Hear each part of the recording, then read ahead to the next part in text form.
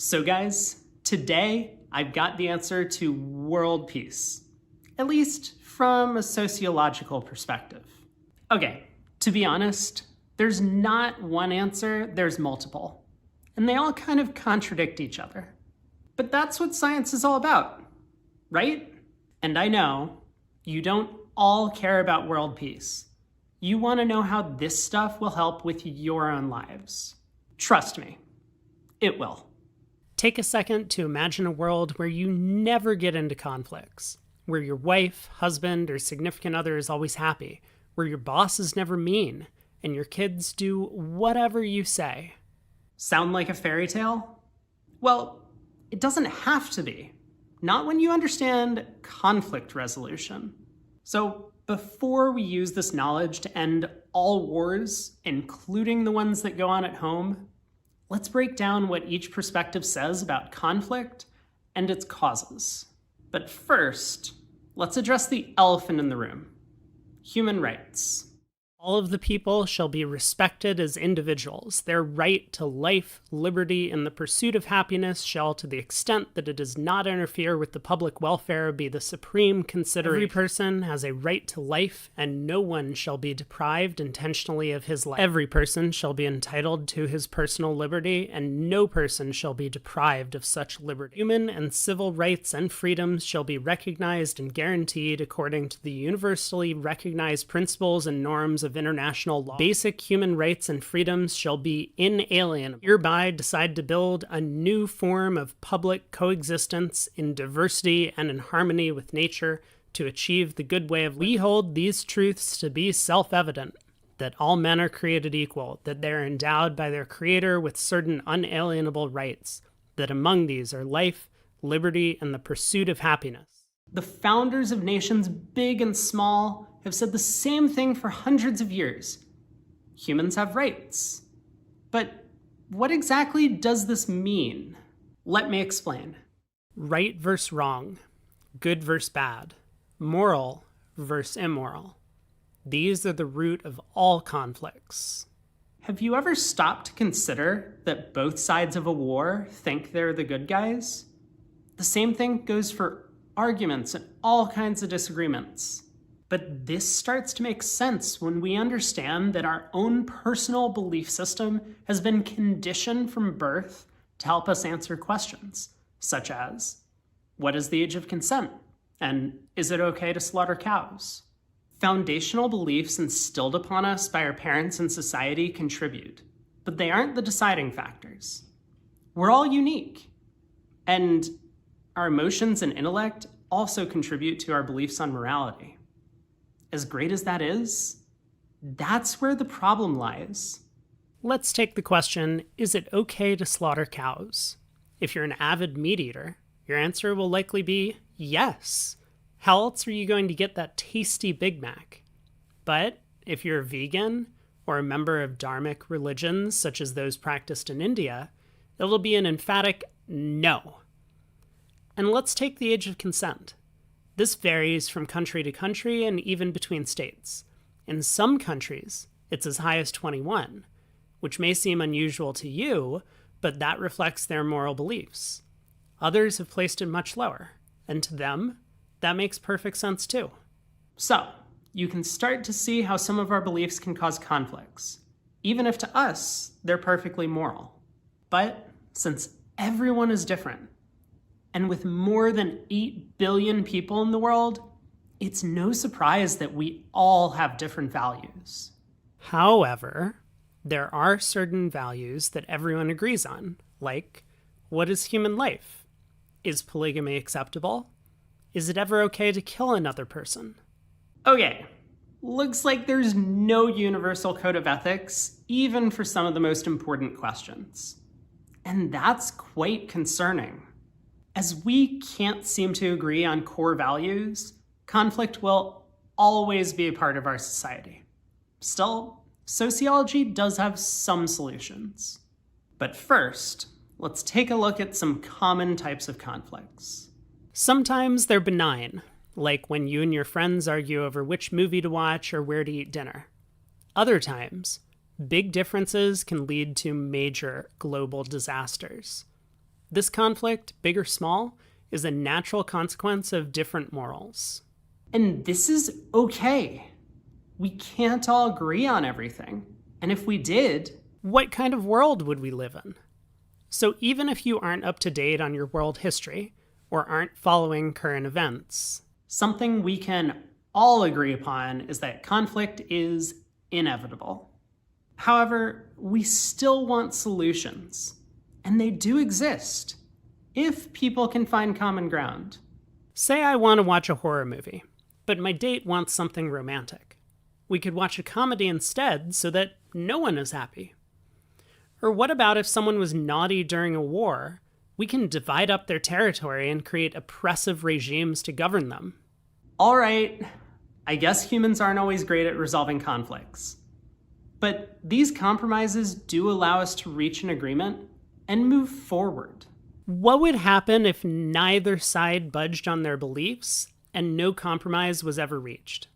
We'd have endless wars or arguments. But history has taught us that compromise is at least possible, in some cases.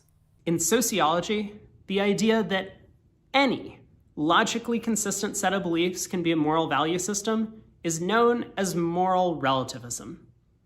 While this concept does align with our previous discussion, it unfortunately leads to a dead end when dealing with conflicts.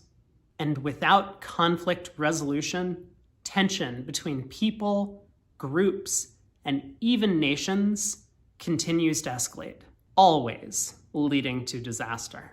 No discussion, no compromises, just a power struggle until one side forces the other to accept their beliefs or eliminates them entirely. As dark as that sounds, that's been the way for most of human history. So moral relativism may be the most logical philosophy to adopt, but this wouldn't be the first time an idealized concept proved impractical in the real world. Can you imagine never compromising and forcing everyone to do things your way? You'd soon end up alone, if you're lucky, but more likely in prison. It's safe to say, as a society, we've improved a bit. But a more modern approach suggests that instead of forcing people to conform to our way, we identify some baseline needs. These give us a common ground to work with. And that's exactly what a group of researchers at Oxford came up with in their recent paper, showing an almost universal moral value system across many different cultures and societies. Now, with a basic moral framework established, we can use these principles to build a more intricate and complete value system to use in resolving conflicts. At least, now we have a place to start. Take a second to visualize yourself as the CEO of a major manufacturing company whose main product relies on a rare mineral only available through exports from a single country. You've recently become aware that this country employs slave labor in their mines, so continuing your trade would support this immoral regime. On the other hand, cutting off the imports would cripple your company, essentially putting yourself out of business, costing thousands of workers their jobs, and harming stakeholders as well as the national economy. What should you do? There is no easy answer. But with an established moral code, we now have the first piece in place to help us reach a decision. And with this baseline, we can use an old ethical theory called Utilitarianism to provide us with an approach for evaluating these types of decisions.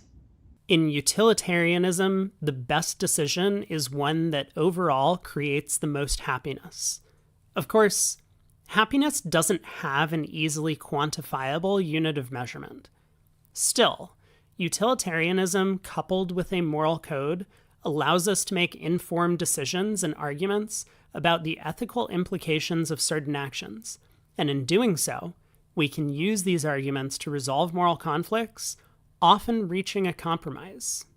In the best case, a win-win.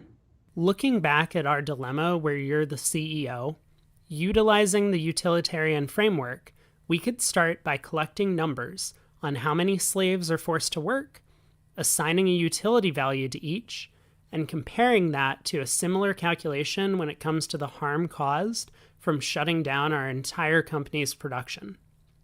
Depending on the utility values assigned, our conclusion might be different than someone with an alternative moral framework, but the process by which we each arrived at our solution would be simple enough to share and debate so that we could each gain an understanding of the other's viewpoint. A much more desirable solution than the two sides both claiming they're right, which is the case with moral relativism. While there is support for both of these concepts, most modern philosophers reject these theories because of their idealized goals and the concern that extreme examples can lead to morally questionable conclusions. And okay, look, I get that. We definitely don't want hospitals to abduct people off the street and harvest their organs in order to save multiple transplant patients. But these ideas do feel like an excellent starting point for ethical debates. If not this, then some other framework providing a basic set of universal morals and a method for evaluating conflicts should be adopted. Doing so will not only provide a streamlined approach to solving moral dilemmas, but will lead to a clearer understanding of the underlying issues for conflict, and in turn, this will result in a faster and much less painful resolution in many cases. People all have different values, and conflict is inevitable.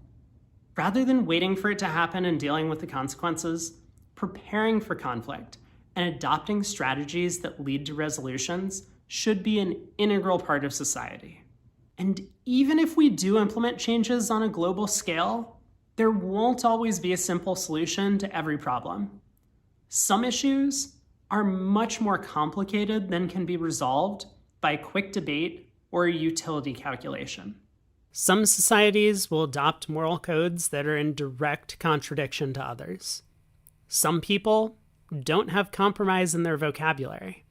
Still, developing a framework to help in resolving these issues is undeniably important. Doing so could lead to a swift resolution for all global conflicts. Although, maybe it's best to start small. Ah, yes. There we go.